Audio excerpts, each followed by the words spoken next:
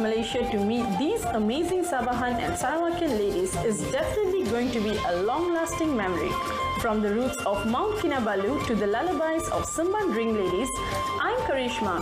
Join me in a mystical journey in search of the evergreen and still existing tales of the legends of Borneo.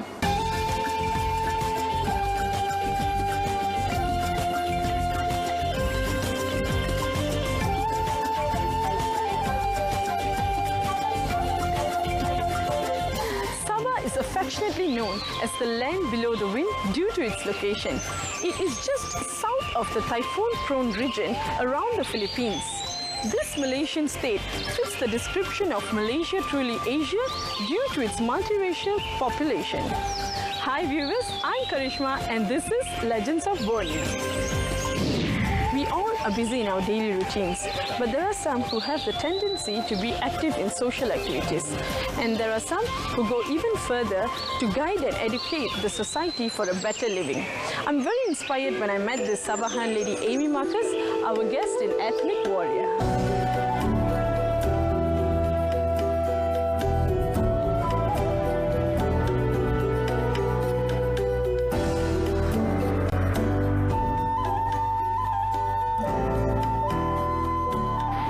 Marcus is a sweet-looking lady who does many inspiring activities. Her main mission is to educate Sabahan ladies of their equal rights. So hi Amy, how are you doing today? Hi, I'm doing good. Thank you for asking. Alright. So tell me a little about yourself, your origins or your background. Well, I am a Kadazan. Okay, I born in Kota Kinabalu, which is in Sabah. Right now, I am staying in Penampang. I come from a small family of four. My parents, myself. I'm the youngest, and I have an older brother. And I went to Chinese school during my primary school. Then I went to an all-girls school, a convent in Stella Maris. Then right after that, I went to college in IMTI in Kota Kinabalu for a few years, then to Nilai. Yeah, so I graduate. I have a bachelor in computer science. So Amy, tell me something about your career. What did you do after your graduation? Well, after I graduate, I came back to KK. I worked as a system support that time. Then I went into tourism line. Then I went into shopping mall management, and right now I also have my own company for digital marketing. So we know that you're actively involved in SAWO. Can you tell us more about that? So SAWO is Sabah Women Action Resource Group. However, SAWO is also a Kadazan word, means spouse or my other half. So it's very gender neutral. So that's why we pick SAWO because SAWO is for gender equality. So that name is really suit what we're doing. And SAWO has been around more than 30 years, since 1985. That time there's a group of men and also women. They come together and they feel that there's inequality in the society, so they wanted to make some changes, to have a better law, better policy, to advocate for people who are raped and abused. So we are very into the gender-based violence that time. So there's a group of them. They came. That's why SAWO was created or was founded. Yeah.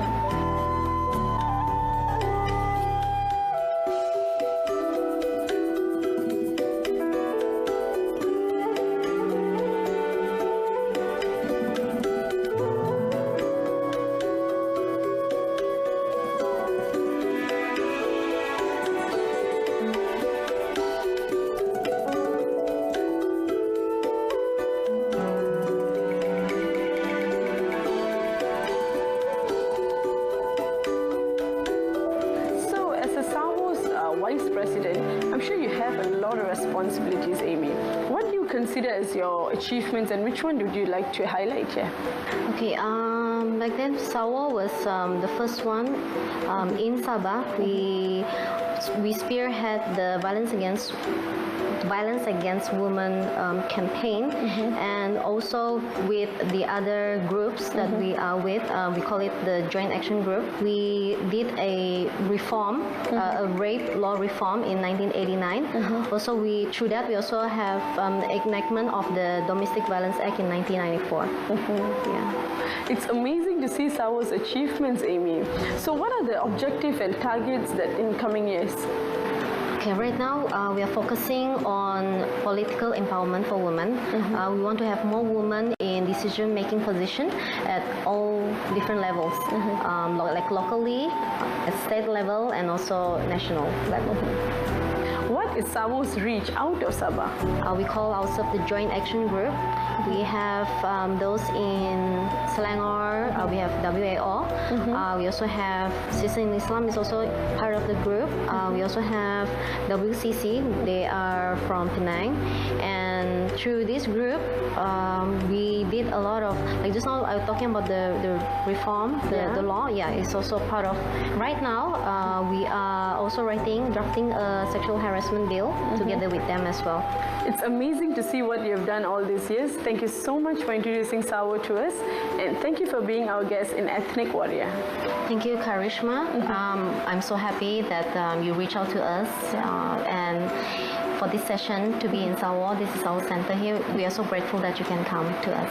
It's our pleasure. Thank you.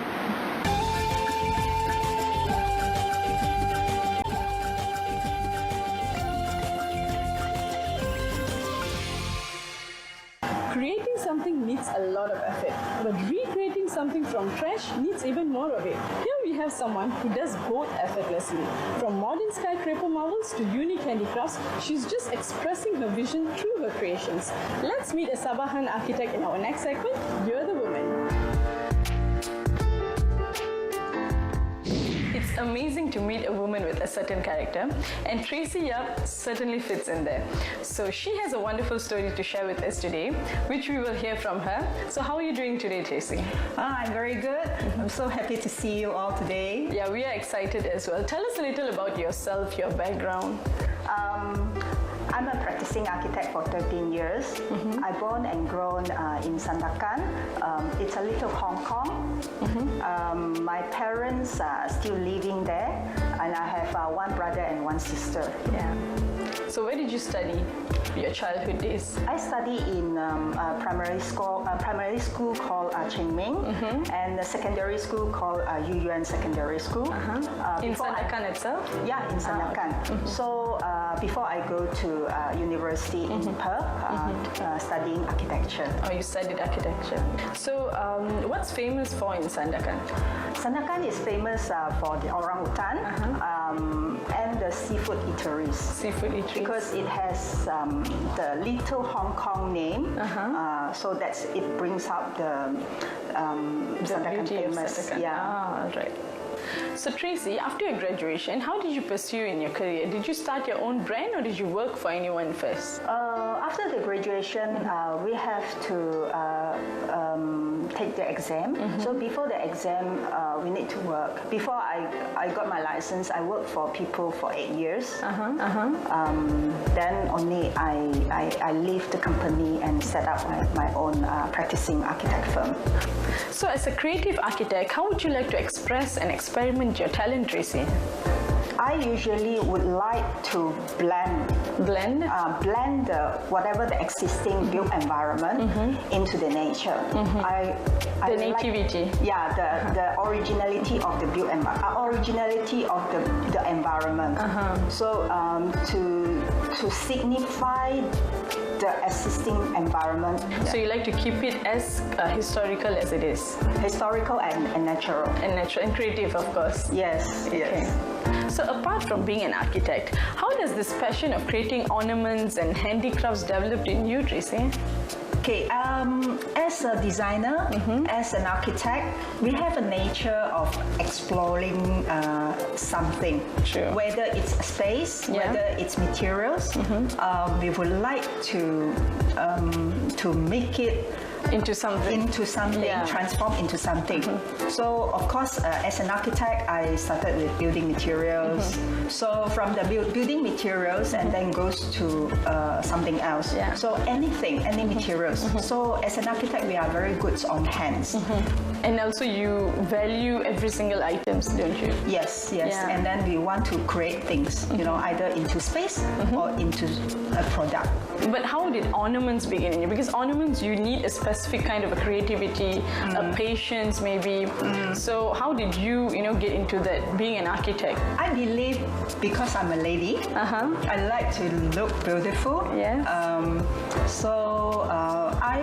In the early days, I like to buy jewelries. Jewelry, okay. Yeah, I like to jewelries, cheap and ranging from cheap to expensive. Whether it's an architect, designer, or artist, products is a creation. True. It's a creation of someone. Yes.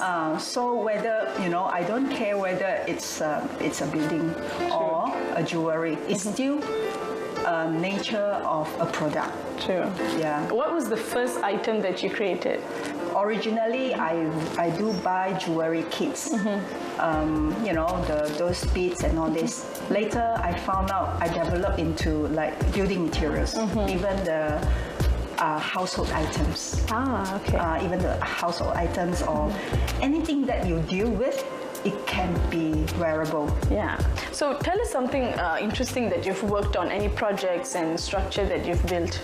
I have done several projects from single residence, commercial, and hotel, and also resort development over in Sanakan, Lahadatu, Tawau, and KK. So Tracy, what is an architect's input to create a structure? Architects usually is a prime consultant to get the concept across. It's a leader in the building industry to move everyone towards the goal of the project. It may sound easy to me, but what are the challenges you meet as an architect along the process? There are many challenges along the way. From design onto paper, from paper to the site. Yes. We need to satisfy many parties. True. So along your journey, I'm sure you must have been rewarded and recognized by many parties. So is there a specific recognition or reward that you'd like to share with us? I would like to share about not so much on the reward or recognition. I think it's more about sharing. So I give talks. I share to people, share to public, and I work with the community. You share your knowledge and experience to people. Yes. And you educate them from there. From there, many people have acknowledged and also recognized my effort. So they join me along the way. For example, last year I got a recognition from Perubahan Architect Malaysia, PAM, Sabah chapter, giving me a recognition on serving community because I go down to the field and experience, groom them and teach them how to transform from trash to treasure. So Tracy, where do you see yourself in the next 5 to 10 years? I would like to create an environment, if I can. I'm sure you can. When you can do all this, I'm sure you can do even more. I would like to educate people to value trash, to treat rubbish properly, not to damage our environment. Give them support in a sense of knowledge and skill to transform from trash to treasure. So as a practicing architect, what do you really admire in Sabah? I would like to see our kampong architecture, village houses, the culture of the houses to be remain and to be transformed and modernized into an architecture. So have an identity of being a Sabah architecture. As a Sabah architecture. Yes. Nice. So Tracy, it's amazing how you turn trash into handicrafts. I really hope you get to implement your ideas for the better tomorrow. Thank you so much for being part of Legends of Borneo. You're the woman who inspires me and many women out there. Thank you so much, Tracy. My pleasure.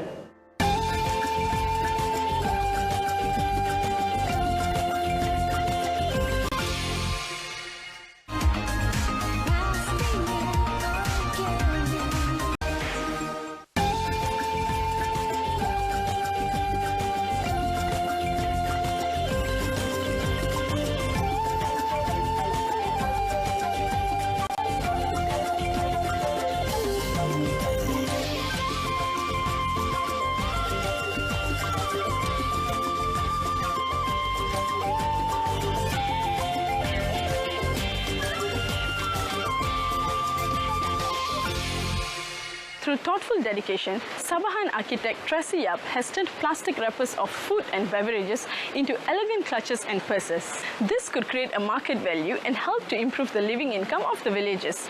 It also helps to solve the garbage problem among the rural areas.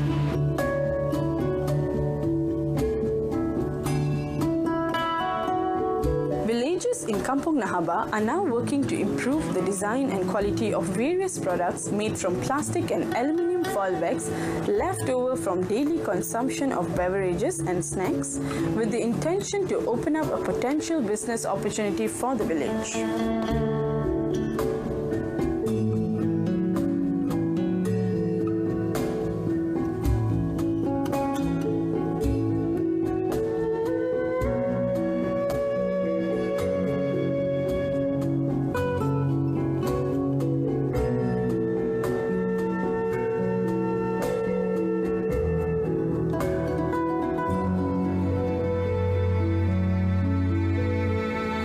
Nahaba residents' traditional source of income is agriculture. They work in paddy fields and rubber plantations for many years. So this new option of income through handicrafts and ecotourism is actually exciting them and preparing them for new encounters with the outside world.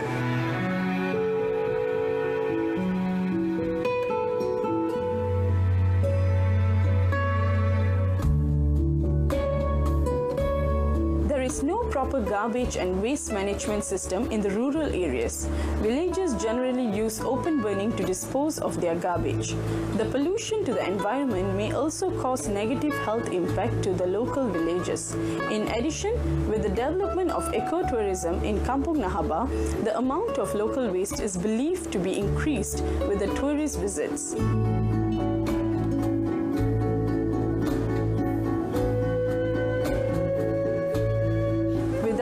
Waste management, this will burden the environment. They turn waste into beautiful and practical items, jewelries or household items, giving them a new life and value, and they believe that this can potentially become another business model of social enterprise.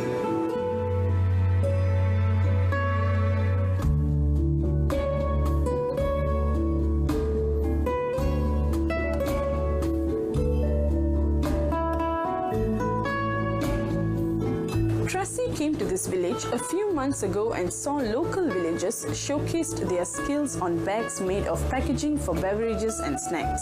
However, she thinks that there is plenty of room for improvement in terms of quality and design.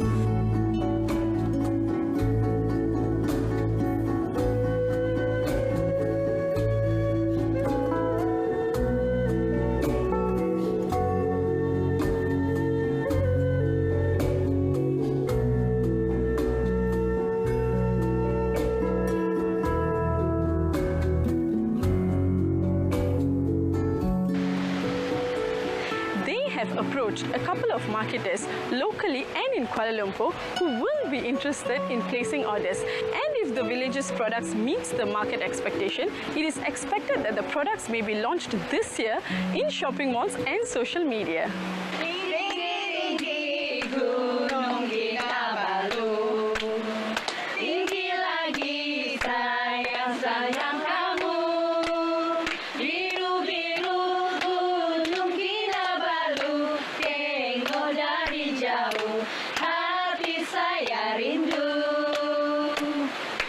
Sumandak-sumandak ramai menunggu, menari-nari lenggang sembahyang, sekali melihat